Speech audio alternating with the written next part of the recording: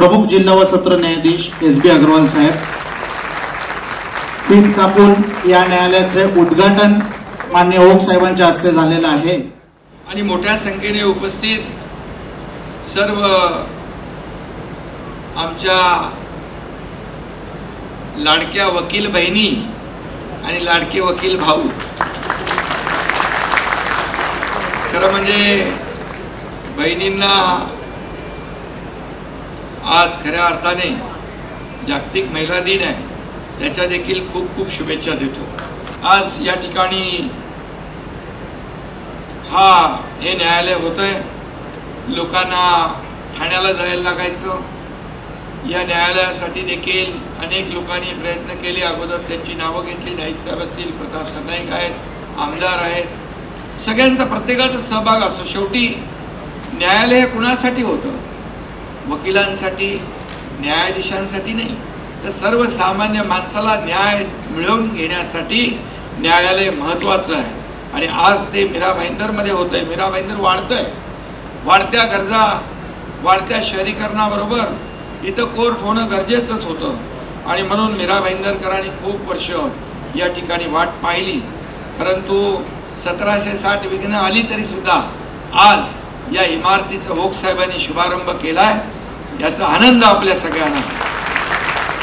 आणि म्हणून justice delayed is justice denied असं म्हणतात, परंतु या इमारतीच्या उभारणीला विलंब लागला असला तरी सुद्धा न्याय मात्र इथं फास्ट ट्रॅकवर मिळेल असा विश्वास या ठिकाणी व्यक्त करतो। आणि मगाशी तुम्ही म्हणालात की इथं आणखी जागा पाहिजे, मी ओक साहेबांच्या समोरच सांगतो, जागा इथे असेल, कलेक्टर आहे तिकडे, आयुक्तही आहेत आणि मंत्री आहे, इथं जागा आपण त्यांना आणखी उपलब्ध करून दिली तर सगळी कोर्ट इथे तयार होती आणि ठाण्याला जाण्याची आवश्यकता पडणार नाही।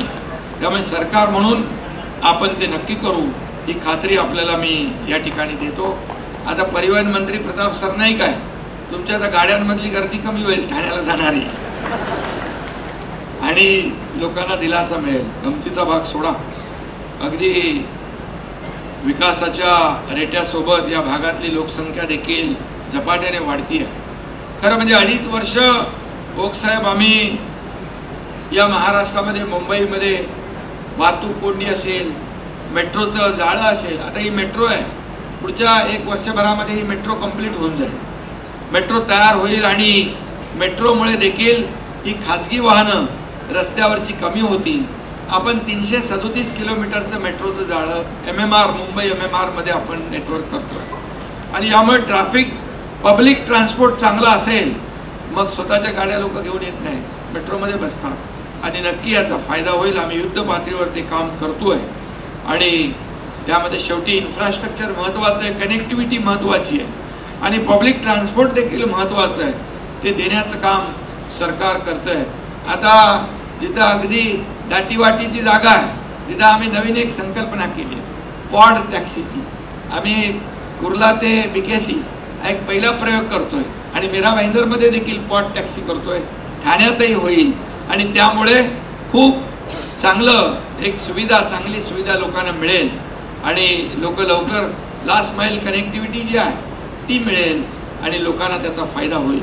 आणि म्हणून या ठिकाणी देखील कोर्ट कमी असल्यामुळे आपल्याला तारखांवर तारखा मिळतात, परंतु या ठिकाणी आता आपण सुरू केलेला आहे। अगदी चंद्रपूरपासून बारामतीपर्यंत अनेक ठिकाणी वेगवेगळ्या स्तरावर न्यायालयांच्या इमारती उभ्या राहत आहेत। मी आपल्याला सांगू इच्छितो की मी जेव्हा मुख्यमंत्री होतो त्यावेळेस आम्ही आमच्या टीमने या ठिकाणी 32 न्यायालय सुरू केली, नवीन 17 न्यायालय त्याच्यामध्ये, आणि त्यामध्ये खूप मोठ्या प्रमाणावर पाहिलं की 32 न्यायालय केली, 14 जिल्हा व अतिरिक्त 17 न्यायालय केली, सेवानिवृत्त न्यायिक अधिकाऱ्यांना वैद्यकीय मदतीचा जो विषय होता तो केला, फास्ट ट्रॅक कोर्टातील पदं भरण्यास मान्यता दिली, रेग्युलर आणि आउटसोर्स करून 1100 पदांना मान्यता दिली आणि त्याचबरोबर न्यायिक अधिकाऱ्यांची 2863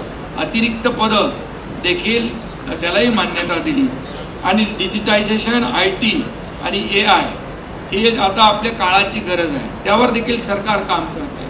सरकार कुठंही, मी आपल्याला सांगतो, आराध्य साहेब इकडे आहेत, आता ते मुंबईचे मुख्य न्यायाधीश आहेत, आमच्या कॅबिनेटमध्ये कोर्टाचा एकही विषय आला, छोटा असू द्या, मोठा असू द्या, मध्यम असू द्या, 1 सेकंड पण आम्ही लावत नाही, ताबडतोब त्याला मंजुरी देतो. याचं कारण शेवटी हा सर्वसामान्य लोकांनाच फायदा देणारा, त्यांना सुविधा देणारा हा निर्णय असतो. त्यामुळे खूप मोठ्या प्रमाणावर आपण या सर्व न्यायदानाच्या कामामध्ये सरकारने देखील पुढाकार घेतलेला आहे आणि ठाण्यातलं कोर्ट देखील लवकरच होत आहे. त्यामुळे या ठिकाणी ज्या आणि इथं जी जागेची मगाशी मी म्हटलं ती तुम्हाला माहिती आहे कुठं आहे ना, मागेच आहे. तर आपण ती पाहून घ्या, कलेक्टर, जिल्हाधिकारी आणि मंत्री महोदय, आणि ती त्यांची जी मागणी आहे ती आपण पूर्ण करू. शेवटी इकडे ठाण्याला जाण्याचा जो वेळ आहे तो वाचेल, इंधन वाचेल, ट्रॅफिक वाचेल, लोकांना लवकर घरी जाता येईल, आपापलं काम करता येईल, घरी वेळ देता येईल, कार्यालयामध्ये इफिशियंटली काम करता येईल. आणि म्हणून या सगळ्याच बाबतीमध्ये या आता अनेक निर्णय ओकसाहेबांनी देखील घेतले आणि खऱ्या अर्थाने हे न्यायाचं राज्य आहे, साक्ष देणारं, आणि याची साक्ष देणारं हे न्याय मंदिर आहे. आणि म्हणून इथे येणाऱ्या प्रत्येकाच्या पदरात न्याय पडेल, कोणीही विनमुख होऊन जाणार नाही, अशा प्रकारचा विश्वास मी या ठिकाणी व्यक्त करतो. कायद्याचं राज्य टिकवणं आणि न्यायाचा वसा पुढं नेणं ही देखील आपल्या सगळ्यांची जबाबदारी आहे.